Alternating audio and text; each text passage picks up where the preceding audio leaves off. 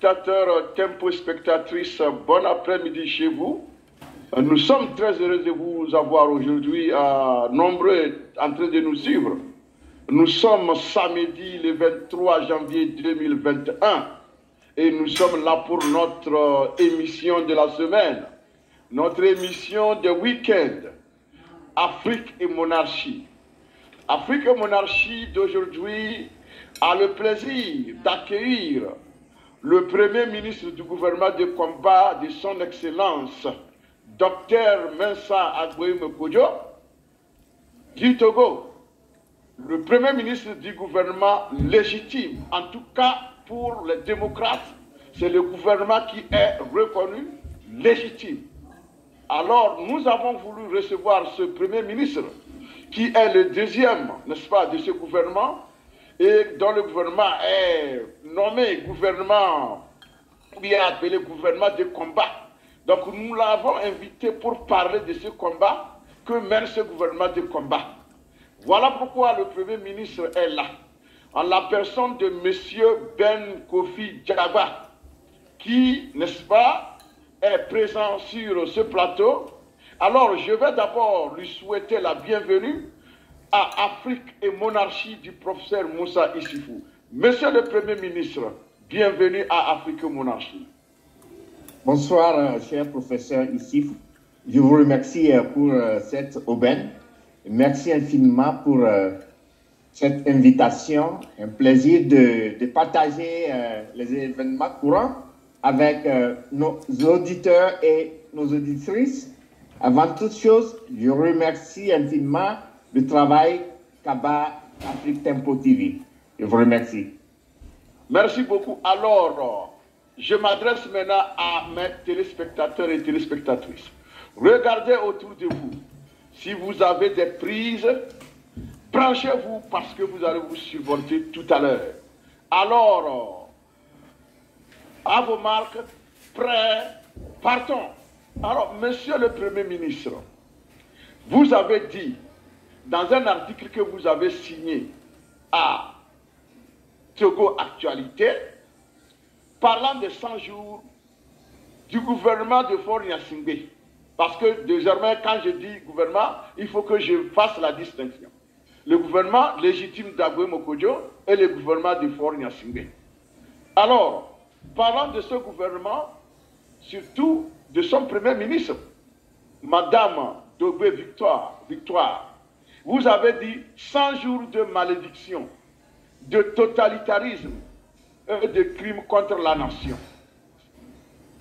Monsieur le Premier ministre, nos auditeurs veulent des explications par rapport à ces trois, n'est-ce pas, mots forts à l'endroit, n'est-ce pas, donc, du ministre ou bien de la première ministre. Merci bien, chers invités, chers auditrices et auditeurs. Merci, merci, chers amis de Afrique Tempo TV.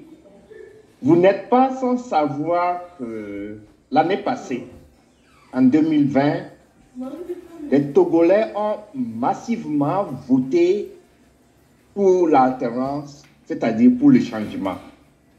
Et le choix est porté sur le candidat.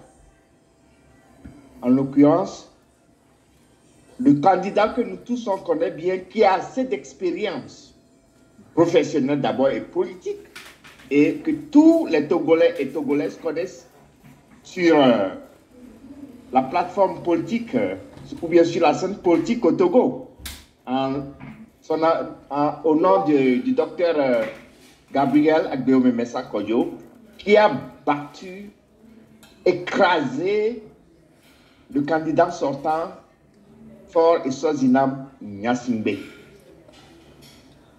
Et donc, vous avez vu toutes les péripéties et tout ce qui avait découlé au lendemain de ces élections qui ont porté, ou bien les urnes, ou bien les voix du peuple togolais, qui ont porté le support, ou bien leur voix au docteur Kodjo. Et aujourd'hui, le président démocratiquement élu du Togo n'est pas sur le territoire togolais pour une raison, parce que le régime sortant, le régime dictatorial, le dictateur Faure Gnassingbé veut l'éliminer physiquement. Et donc, quand on parle d'un gouvernement du régime sortant, c'est-à-dire le gouvernement illégitime du Togo qui fait le forcing, il y a besoin de parler de leur péripétie, de leur journée, de tout ce qui a causé le déclin de ce régime dictatorial. Je voudrais parler par là, je voudrais dire par là que les Togolais ne sont plus dupes. S'ils ont porté leur choix sur le candidat unique, docteur Agweme Mensah Kodjo, c'est pour une raison, c'est parce que les Togolais connaissent ce dont il est capable, le travail dont il est capable. Et donc, si la dame Dogbé Victor se permet de faire l'éloge de ces 100 jours de malédiction, il aura de sérieux problèmes à rendre, ou bien de sérieux comptes à rendre au peuple togolais. Parce que nous voyons plus clair qu'avant. Le peuple n'est plus dupe. Et donc, parler des 100 jours de ces 100 jours, c'est rappeler aux Togolais encore que vous n'avez rien vu. Ce que ce gouvernement de Faure va vous montrer sera encore pire. C'est-à-dire, vous n'avez rien vu encore. Ce qui viendra sera encore pire. C'est ce que sa sortie médiatique signifie aux Togolais. Je vous remercie pour le moment. Effectivement, parlant donc de la victoire d'Agweme Kodjo, vous avez dit une victoire écrasante.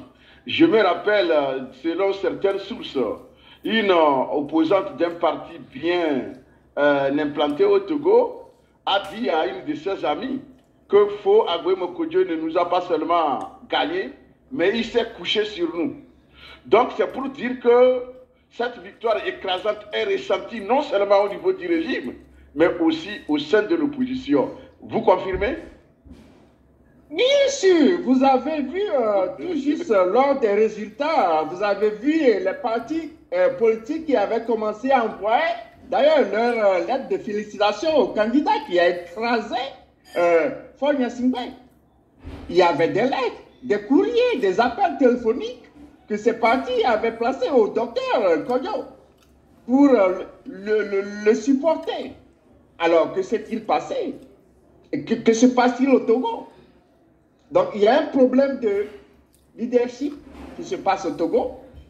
Il y a un problème, je ne sais pas si c'est une malédiction qui s'abat sur le Togo, et cette malédiction est encore révélée par Davodou, comme je l'appelle, Tomegbe, Victor, qui a malheureusement, ou bien peut-être qui a eu le malheur de se prononcer encore sur le mauvais sort qui est jeté sur le Togolais, et elle vient encore de confirmer par ses gestes cette sortie macabre que le Togo, ou bien le Togolais n'a rien vu encore, que le Togolais verra plus que ça.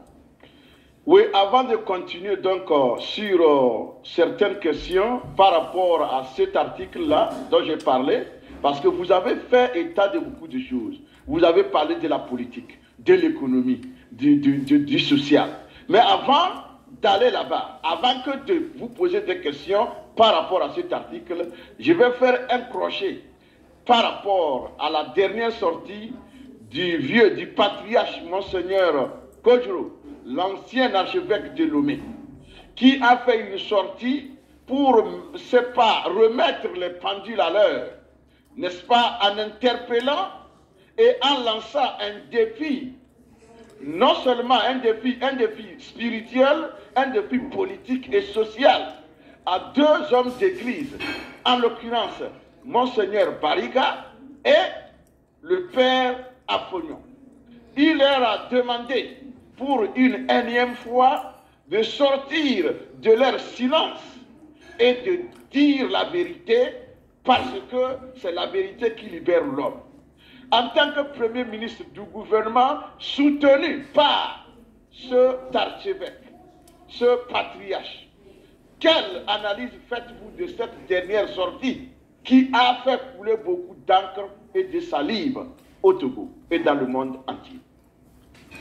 Professeur, merci. C'est une très bonne question d'ailleurs. Je voudrais tout d'abord faire savoir à toutes les communautés religieuses du Togo, y compris la communauté chrétienne et catholique, bien sûr, que cette sortie, d'ailleurs brillante, du patriarche de la nation, son Excellence, Monseigneur Philippe Fanoko Kwadwo, ne doit pas faire une polémique au niveau des institutions religieuses.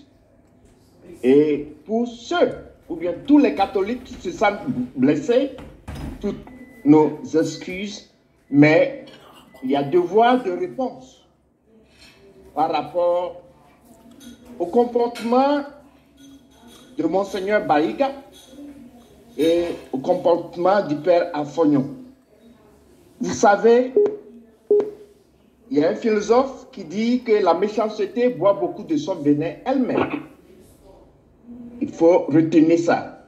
La méchanceté boit beaucoup de son venin elle-même, c'est-à-dire tout ce que vous semez, vous allez récolter ça. Je comprends et je pense que ces deux personnages de l'Église catholique ont un rôle très important à jouer dans la vie politique et sociale du Togo. Malheureusement, Monseigneur Bariga avait fait des démarches auprès du patriarche de la nation, son Excellence, Monseigneur Philippe Fanoko Kwadwo, afin que le président démocratiquement élu du Togo, je parle du docteur Kwadwo, puisse accepter la défaite de Faure et prendre le poste de Premier ministre avec tous les bénéfices possibles. Vous savez, le docteur Kwadwo a travaillé longtemps pour le régime du feu père. Il connaît toutes les prouesses, il connaît tous les rouages. Docteur Kwadwo, c'est un homme très simple et humble. Pour ceux qui ne le connaissent pas, et Monseigneur Philippe Fanoko Kwadwo a fait toutes les démarches possibles pour élire un candidat qui puisse affronter Faure Gnassingbé, et le choix était porté sur lui pour une raison, à cause de l'humilité de la personne elle-même. Et donc, toutes ces démarches qu'avaient faites Monseigneur Bariga et le Père Afognon étaient, ou bien avaient pour objectif de convaincre le président démocratiquement élu à accepter le poste de Premier ministre avec tous les bénéfices. Mais l'homme, connaissant, c'est-à-dire, quand je dis l'homme, le président démocratiquement élu, son excellent docteur Agbemé Mensah Kwadwo, connaissant tout ce que vit le peuple togolais, a dit niet, il n'y a pas question. Et je venais de le dire, il a été l'objet de menaces et il avait eu, comment il s'appelle, le colonel Majulba, qui était désigné à aller l'éliminer physiquement. Et donc, ce qui a valu sa sortie du pays pour aller se réfugier. Et donc, cette sortie de Monseigneur Bariga et du Père Afognon, je prie toutes les couches religieuses à ne pas prendre ce que la sortie du Père, du patriarche de la nation, comme une atteinte à l'Église catholique. Non, plutôt une atteinte aux manipulations qu'avait, ou bien au pas qu'avait fait le Père Afognon et Monseigneur Bariga, en tant qu'une entité religieuse l'Église est supposée nous dire la vérité et faire les choses avec une moralité très haute. Raison pour laquelle le Père, ou bien Monseigneur Philippe Fanoko Kodjo, l'octogénaire, a dû sortir de sa cachette pour parler au peuple togolais, pour leur dire la vérité. D'ailleurs, il y a beaucoup de choses qui vont sortir si Monseigneur Bariga et le Père Afognon ne viennent pas publiquement pour dire la vérité au peuple. Il y a beaucoup de choses, de dossiers avec des preuves à l'appui qu'on a et au moment opportun, on va les faire sortir. Je vous remercie. Merci beaucoup à mon Premier ministre. Je pense que vous avez touché du doigt un problème. Vous avez parlé du colonel Madjoulba. Je ne peux pas passer sous silence, n'est-ce pas, ce nom. Vous savez que ce colonel n'est plus. Il a été assassiné dans la nuit du 3 au 4 mai, dans son propre bureau, au camp, n'est-ce pas, la brigade d'intervention, je pense que c'est rapide, non? La BIR. Et donc, une brigade d'élite, une brigade dont le camp est le plus sécurisé, n'est-ce pas, du Togo, des camps du Togo. Et donc, jusqu'à présent, les enquêtes sont restées lettres mortes et que personne n'en dit rien. La famille attend toujours le corps pour, n'est-ce pas, lui offrir des hommages traditionnels appropriés. Alors, bon, en tant que Premier ministre du gouvernement légitime, le gouvernement des Togolais, le gouvernement que les Togolais ont choisi, que dites-vous par rapport à ce silence, c'est pas du gouvernement qui était en place au moment de l'assassinat de cet illustre colonel? Professeur, je vous remercie pour la question. C'est vraiment dommage. Et c'est le lieu pour moi de rendre un hommage à ce patriote, colonel Madjoulba Litala, que son âme repose en paix. Vous savez, quand on me dit que le colonel Madjoulba a été assassiné dans un camp très protégé, si il y a un infiltrateur, un élément externe qui est venu assassiner le colonel, ça me donne à réfléchir 4 fois plus. Un camp est supposé être protégé. Si jusqu'alors, on n'arrive pas à identifier la personne qui a causé la mort du colonel, ça me dit que à n'importe quel moment, quelqu'un peut sortir de n'importe où, venir assassiner tous les Togolais. Et donc, je dois être direct ici. Dans mon gouvernement, le ministre de la Justice, le garde des Sceaux, docteur Iou Alexis, travaille avec la famille Madjoulba.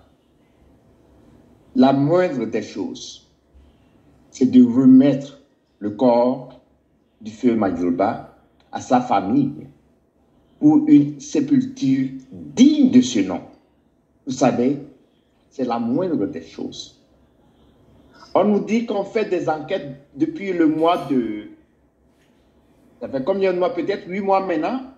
On n'a pas trouvé l'auteur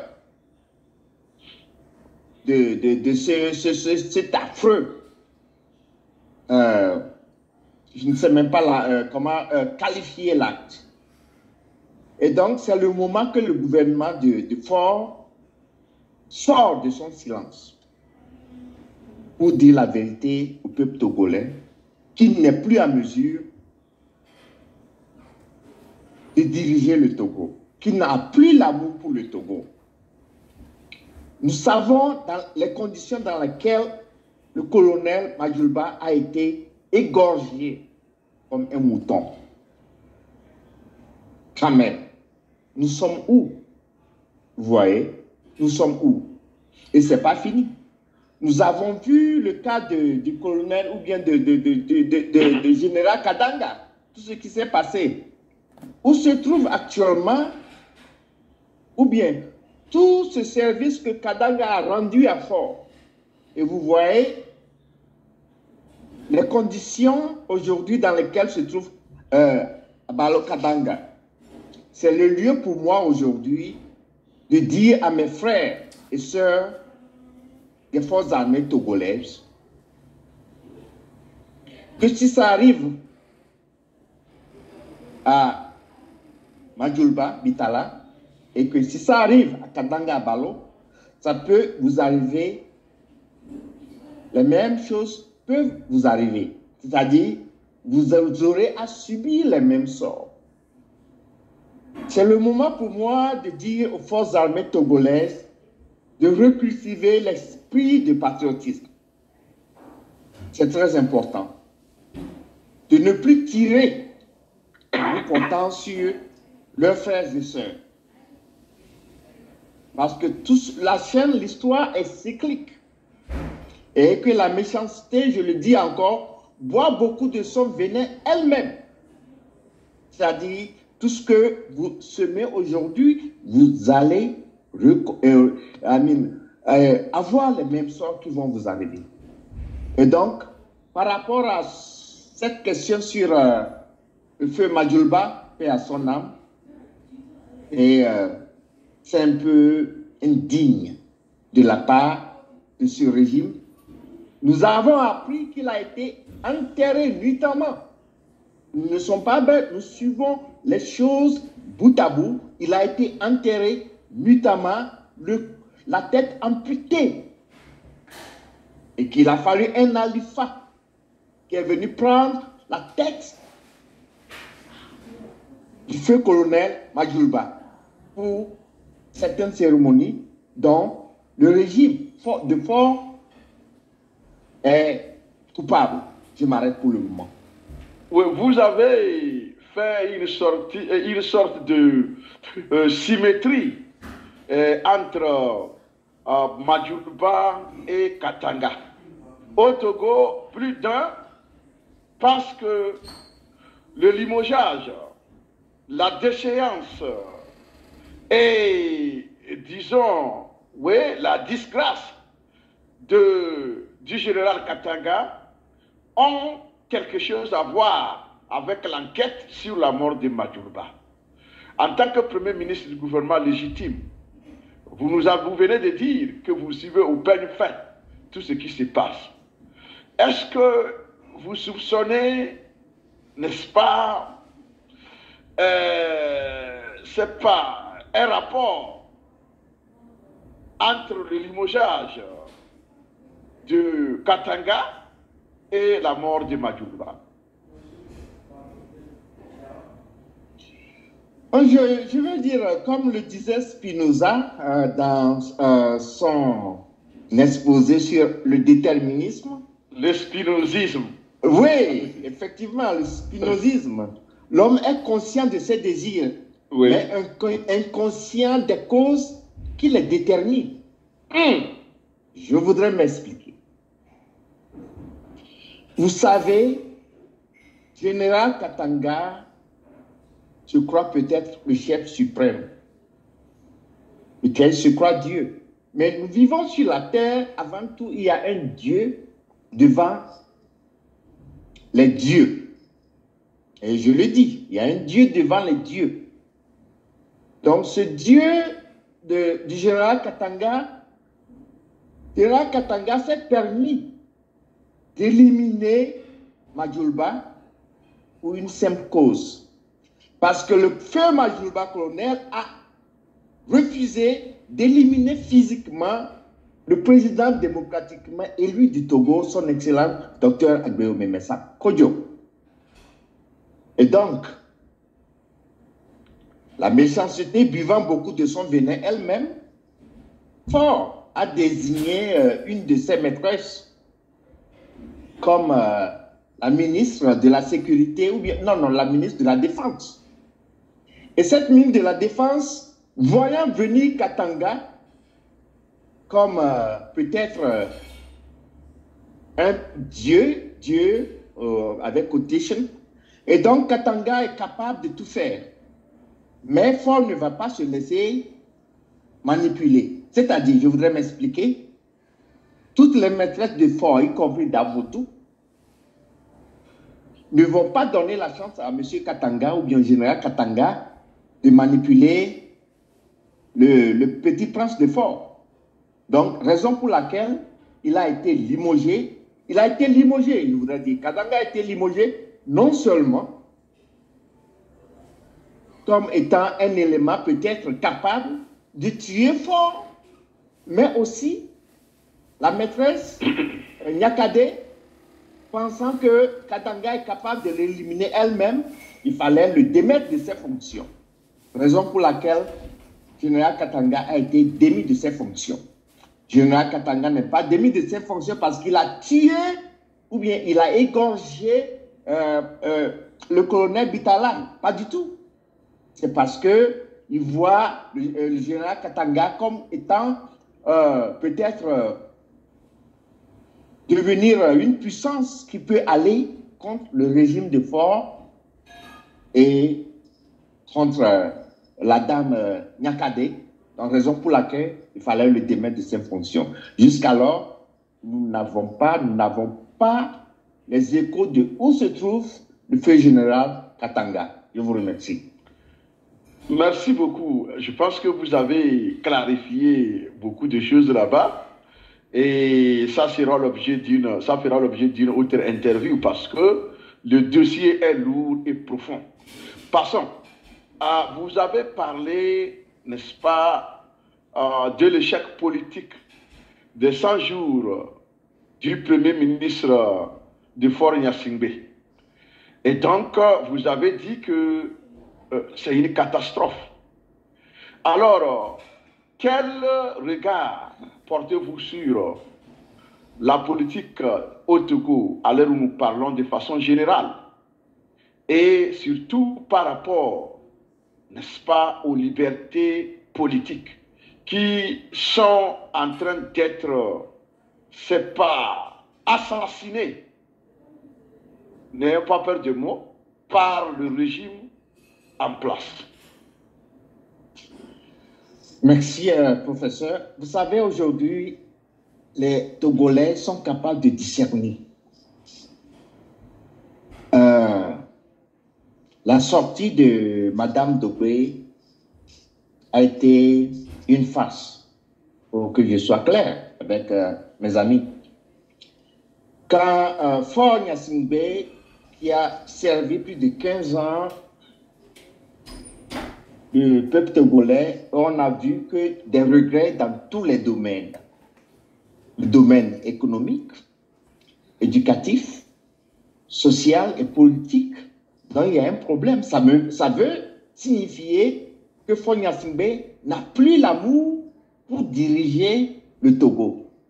Mais plutôt, il a l'amour pour engouffrer le Togo, mettre le pays dans le gouffre. Donc, vous savez, on venait de parler du père Afagnon et de Monseigneur Bariga. Je pense c'est le lieu aujourd'hui qu'on discerne parfaitement l'escroquerie politique de l'éternel usurpateur de la vérité des urnes du Togo. Après ces 44 ans imaginés de prédation et de totalitarisme, et que la dame Dogbe, qui avait servi 10 ans dans d'autres fonctions ministérielles, dont je ne sais même pas comment qualifier les résultats vraiment délabrés qu'elle a fournis aux Togolais, on le met comme Premier ministre, et elle se donne le désir de vanter ses actions. Les 100 jours, je les qualifie de malédiction sur le peuple togolais. Je dois être direct avec vous. Si aujourd'hui, la liberté d'expression est une menace au Togo et que la dame vient aujourd'hui nous parler, ok. Si aujourd'hui, oui, Oh, d'accord. OK. OK. Si aujourd'hui, la dame se permet de venir devant la face des Togolais pour cracher de n'importe quoi, honte à elle. Tout événement, je veux dire, n'est jamais le fruit du néant. Ce qui est le résultat d'un enchaînement de faits, de causes. Il faut que la dame arrive à revoir son portefeuille. C'est-à-dire, c'est une dame qui n'est pas capable de gérer des portefeuilles. Il faut qu'elle aille à l'enfer. Il faut qu'elle arrive à se dire la vérité à elle-même d'abord. Vous savez, c'est comme les Américains l'appellent, the theory of domino. La théorie des dominos, c'est-à-dire quand vous bougez un, et ça va agir sur les autres jusqu'au dernier domino. Et ce dernier domino sera obligé de crever. Donc, si, depuis 54 ans, les gens là n'ont pas pu avoir des structures adéquates sur le plan sanitaire, éducatif, social et politique, donc, et judiciaire, il y a un problème crucial au Togo. Ces gens n'ont plus l'amour pour le Togo. Ils n'ont qu'à laisser la place à ceux qui ont le savoir-faire. Et ce savoir-faire, le peuple togolais a fait une distinction claire et nette lors du 22 février 2020, lors des élections présidentielles, dont le choix du peuple était porté sur le candidat Dr Vincent Gabriel Kodjo. Je vous remercie. Aujourd'hui, au Togo, comme je le disais tantôt, je disais que le régime a assassiné les libertés politiques. Il a assassiné les libertés journalistiques. Il est maintenant en train d'assassiner les libertés syndicales. Exemple, l'arrestation de M. Barou, le rapporteur du C17, le syndicat des enseignants du Togo, qui, selon sa femme, a été déposé à la prison civile de Kara depuis hier. Son seul crime, c'est avoir voulu mobiliser ses amis pour une grève afin de demander de meilleures conditions de travail. Monsieur le Premier ministre, ce spectacle que je qualifie d'un autre âge, fait-il penser à quelque chose? Ça fait sonner beaucoup. C'est un grand bruit. C'est-à-dire, vous avez vu tout ce qui se passe, ou bien tout ce qui s'est passé après les élections du 22 février 2020. Et donc, les enseignants qui sont le soubassement de la structure éducative de la jeunesse sont menacés parce qu'ils ont réclamé des droits. Ce n'est pas ça seulement les enseignants. On a vu